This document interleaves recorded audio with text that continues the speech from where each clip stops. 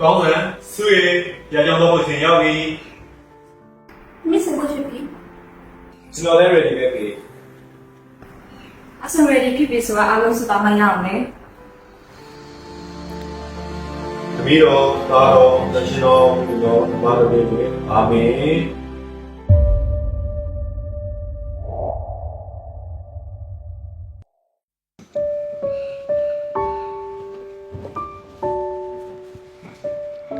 မိမရေဖျားเจ้าတော့ကြတော့မယ် ဖေဖေတမီးခဏပြနေ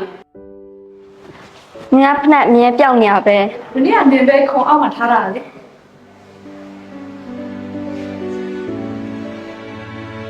ကဲလူဆောင်ပြီဆိုတော့ကြမယ်လေ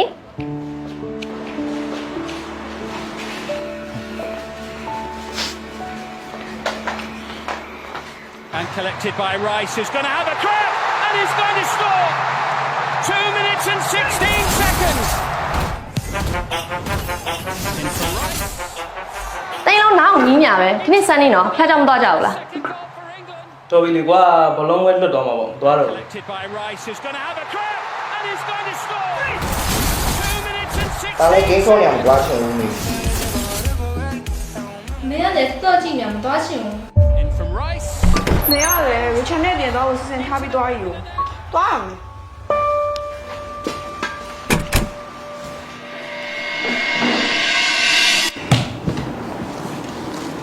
John ဒီနေ့ Saturday ထားတော့ John အမေကလည်းထားတဲ့လေးကိုအိမ်အောင်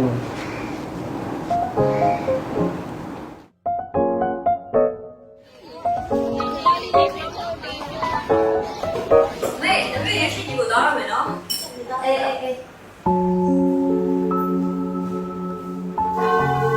ဒီနေ့စစ်စစ်တင်ပေးမယ့်သင်ခန်းစာကမိဘတွေကိုဘယ်လိုချစ်ရမလဲဆိုတာကိုသင်ပြပေးပါမယ်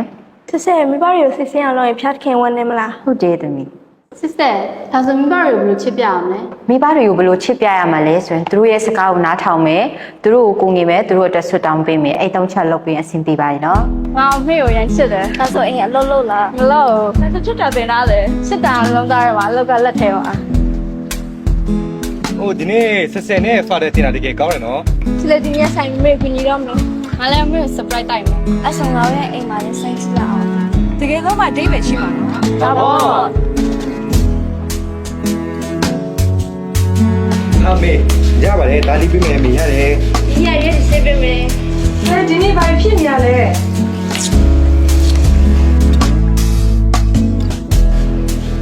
ဒါနဲ့သမီးတွေလည်းတိတက်လာပြီပဲ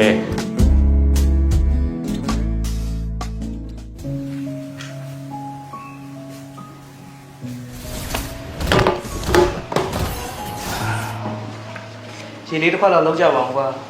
ဟာခဏနေရော ဒီကလည်းဒီနေ့ရောဒီနေ့ချမလိုက်ခပ်ပေးရော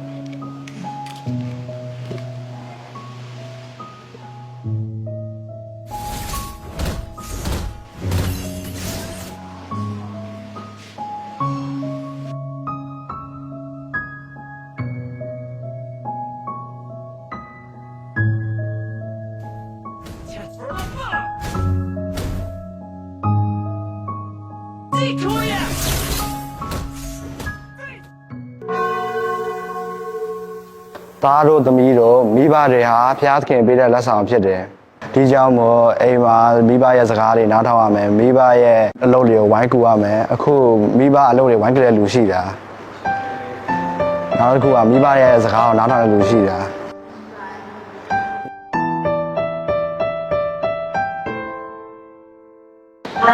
ဒီလိုစစ်စစ်မှာဒီဘက်တော့ဒီလိုပေါ်နေလို့ရှိတယ်ပေါ့နော်။ဘာလို့လဲဆိုတော့နောက်ပြီး parents day မှာလည်းဒီလိုvideo communication တစ်ခုလို့ရှိရ family ကိုမိသားစုတွေနဲ့ video communication တစ်ခုရှိရဲ။အဲ့မှာအကြီးကချက်ကတော့ဒီမိသားစုမှာဘာလို့ရှိတယ်လဲကွာ။မိဘတို့လို့ရှိတယ်ညနေရောက်မိသားစုကိုချစ်ချင်းရှိတယ်တော့ပြသနိုင်ပေါ့။တိုင်းရောက်တော့အဲ့ဒါလေးကို sales မှာဒီရောအဲ့ဒီကိုလေးကိုရအောင်ပေါ့ရှင်ပြရပါလိမ့် အကိုတို့မိသားစုလည်းဝင်ပြန်မလို့စုရေ ငါတို့လည်းဝင်ကြိုင်ကြရအောင် အားလုံးကိုလုပ်ပါနော် Thank you ဆက်ဆက်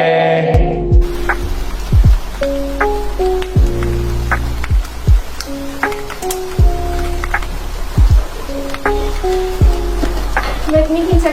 အော်ရတယ်ဒီနေ့ချက်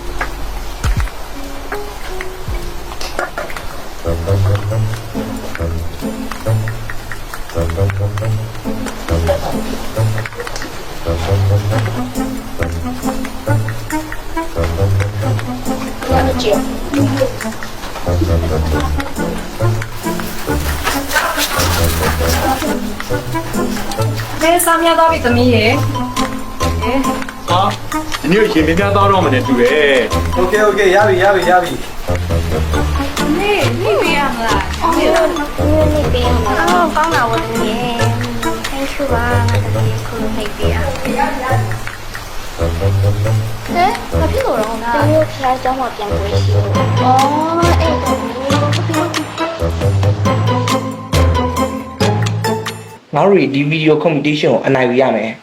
ဟုတ်တယ်ငါတို့ဗီဒီယိုကောင်းကောင်းရနိုင်လားဘာဗီဒီယိုလဲဖရင်းနဲ့မေဒီကနေပဲခဏနေပြီနော် ။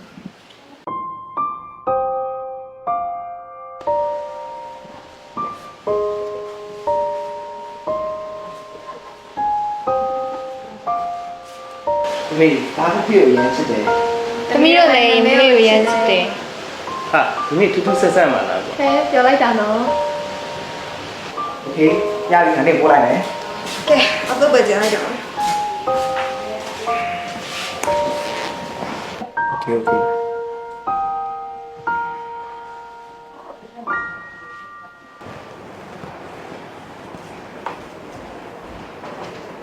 မေမေဒီလိုလားဒီလိုလား ဒီလာလေဝဲဟဲ့ဘာဖြစ်နေရလဲခဏလေးပါမေရဲ့ မေဒီကြည့် ပြောင်းတော့မေ ။ရလေပြောလေ ခေမေအသေးပုံလို့လိုက်အသေးပုံလေးအသေးပုံ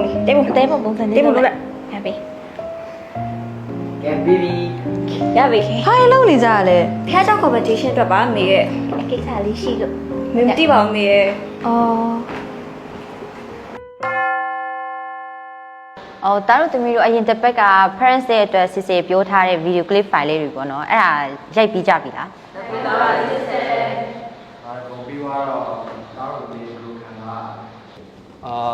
လိုခံစားရလဲဆိုတော့ကျွန်တော်တို့ဒီစစ်စစ်ပြီးလိုက်တဲ့ပြိုင်ပွဲဟာဆိုလို့ရှိရင်ကျွန်တော်တို့မောင်နှမနှစ်ယောက်ချာကပို့ပြီးတော့စီလုံးလာတော့လည်းသူရှိလာရတယ်ပြီးတော့အထူးသဖြင့်ဘာဖြစ်လဲဆိုတော့မိဘတွေကဆိုလို့ရှိရင်အသက်အရွယ်ရောက်လာတဲ့အများသူတို့ရဲ့ကျမတွေကဆိုတော့ပို့ပြီးတော့ဆိုရလာတယ်အဲကြောင့်မို့တာသမီတွေမကူညီနိုင်လို့ရှိရင်သူတို့အနေနဲ့လည်းဘာမှတိတ်ပြီးတော့မလုပ်နိုင်ဘူးအလုပ်တွေကိုပြင်းပြမပြီးစီးနိုင်အောင်တရှိလာကြောင့်မို့သူတို့ပြိုင်ပွဲလောက်ရချင်းအဖြစ်ကျွန်တော်တို့ဒီမိဘတွေရဲ့လိုအပ်ချက်တွေကိုကျွန်တော်လိုက်ပြီးတော့ဖြည့်ဆည်းပေးနိုင်တယ်တို့လိုအပ်တာတွေကိုလည်းလိုက်ပြီးတော့လုပ်ပေးနိုင်တဲ့အတွက်ကြောင့်မို့မိဘရဲ့စီကနေပို့ပြီးတော့ကိုနှွေးထွေးမှုတွေခံစားရတယ်ချစ်ချင်းမြတ်တာပို့ပြီးတော့ခံစားရတယ်ပေါ့နော်နောက်ပြီးတော့ဒီကဒီမှာဘာပြီးတော့တရှိလာရဲ့ကျွန်တော်တို့ကမိဘတွေကိုဘလောက်ပဲဆိုးပေမမိုက်ဘလောက်ပဲဆဆဲပေါ့နော်မိဘတွေကကျွန်တော်တို့ကိုမမုံတီးပဲနဲ့အရန်ကိုချစ်ခင်မြတ်နိုးတယ်ပေါ့နော်အဲ့ဒါကြောင့်မလို့တဝတန်ခန်းစာရလာမိဘမြတ်တာဆိုဘယ်တော့မှမကုန်ခန်းနိုင်ရတခုဆိုတာကျွန်တော်မောင်နှမနောက်နဲ့သိရှိနိုင်ရတယ်နောက်ပြီးတော့ဆဆဲကိုလည်းတမျိုးပြိုင်ပွဲတွေကိုပို့ပြီးတော့ကိုလုပ်ပေးစီချင်တယ်ပေါ့နော်အဲ့ဒါကြောင့်မလို့ဒီတို့လုပ်ပေးစရာမိသားစုတစ်ခုတည်းခုလည်းပို့ပြီးတော့ကိုစီလုံးမှုရမယ်ချစ်ချင်းမြတ်တာပို့ပြီးတော့ခံစားမယ်ဖြစ်တဲ့ကြောင့်မို့စိတ်ကိုကျေးဇူးတင်ပါတယ်အဲ့ဒါကြောင့်မို့လည်းစိတ်ကျေးဇူးတင်ပါတယ်ဗျ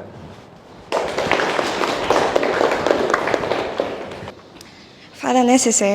တမီးတို့ကအစတုန်းကတော့မိဘတွေကိုအသုံးပြုပြီးဒီပြိုင်ပွဲမှာပေါ့နော်နိုင်အောင်လုပ်မယ်ပေါ့နော်ဒါပေမဲ့ဒီအမှန်တကယ်တော့ရိုက်လိုက်တော့မိဘတွေညံ့တာပေါ်ကအပြုံးလေးတွေရနဲ့ညီမတို့နဲ့အကိုတို့နဲ့ရင်ထဲမှာပေါ့နော်ခံစားသွားရပဲပေါ့နော်ဘာဖြစ်ဆိုတော့အရင်တော့ကမိဘတွေကိုကောက်ကောက်မဆက်ဆံဘူးဒီတိုင်းသစိမ်းလိုမျိုးပေါ့နော်အဲ့လိုမျိုးပဲဆက်ဆံခဲ့တယ်ဒါပေမဲ့အခုကျတော့မိဘတွေရဲ့အပြုံးတွေ့ပြီးတော့တမီးတို့အခုသင်ခန်းစာအရန်ရေးကြည့်တဲ့သင်ခန်းစာလေးရပါပါတယ်ဘာလဲဆိုတော့မိဘရဲ့အချစ်ကားရဲ့အစနဲ့အဆုံးမရှိဘူးတဲ့ဆိုတော့တမီးတို့လည်းနားလဲသွားရပေါ့နော်ဒီမိဘတွေကတမီးတို့ဘယ်လောက်ချစ်လဲဆိုတာအားကြောင့်ဆဆယ်တို့အရန်ကျေးဇူးတင်ပါတယ်နောက်တစ်ခါလည်းဒီလိုမျိုးဟာလေးတွေလုပ်ပေးအောင်နော်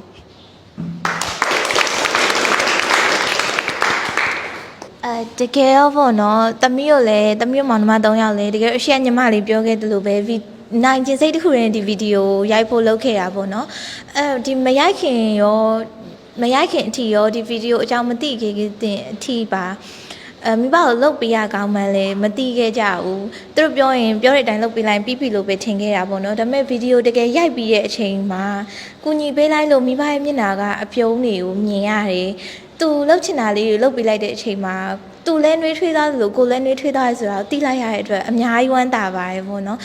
ဒီနောက်ပိုင်းမှာလည်းပို့ပြီးတော့ကူညီပေးတဲ့အတွက်ကြောင့်မို့လို့အမေလည်းဒီရက်ဒီမှာပို့ပြီးတော့ပျော်လာတာကိုမြင်ရတယ်မြင်ရတဲ့အတွက်လည်းသမီးတို့မောင်နှမတွေအကုန်လုံးကအယံဝမ်းသာရပါတယ်စစ်စစ်အဲကြောင့်စစ်စစ်တို့ကိုလည်းဒီပြိုင်ပွဲလုပ်ပေးတဲ့အတွက်ကျေးဇူးအများကြီးတင်ပါတယ်ရှင် ဟိုဟာသမီးတို့ညီမ3ယောက်လဲပေါ့နော်ဒီပြိုင်ပွဲမှာရှင်ပြိုင်လိုက်တဲ့အတွက်ပေါ့နော်သမီးတို့အိမ်မှာမေမေတို့ဖေဖေကိုလည်းကူညီရဲကူညီပြီးတော့မေမေတို့ဖေဖေကလည်းသမီးတို့ချစ်ချင်းနေမြတ်တာတွေသမီးတို့ပြရဲပေါ့နော်ပြီးတော့သမီးတို့ပို့ပြီးတော့ဒီတော်တင်မှာဗောခံစားရလဲလေးဆိုတော့မေမေနဲ့ဖေဖေရဲ့ချစ်ချင်းလည်းသမီးတို့ပို့ခံစားရတယ်ပြီးတော့သမီးတို့ရဲ့မိသားစုလည်းပေါ့နော်အိမ်ရထက်ပို့ပြီးတော့နှွေးထွေးမှုရှိလာတယ်လည်းသမီးတို့ခံစားရတယ်ပေါ့နော်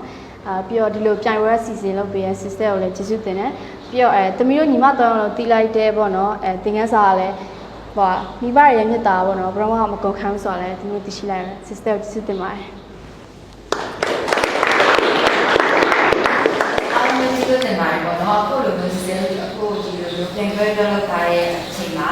ဒါတို့မျိုးလည်းပုံလုံးပေါင်းလို့ပေးထားတဲ့အတွက်စီစဉ်တော့အားလုံးကျေးဇူးတင်ပါတယ်ပြီးတော့ဒါတို့မျိုးရဲ့ video file လေးကိုစစ်စစ်မှာကြည့်လို့နော် Viber မှာပို့ Telegram မှာပို့ရပါတယ်နော်ဒီမှာစစ်စစ်ရတယ်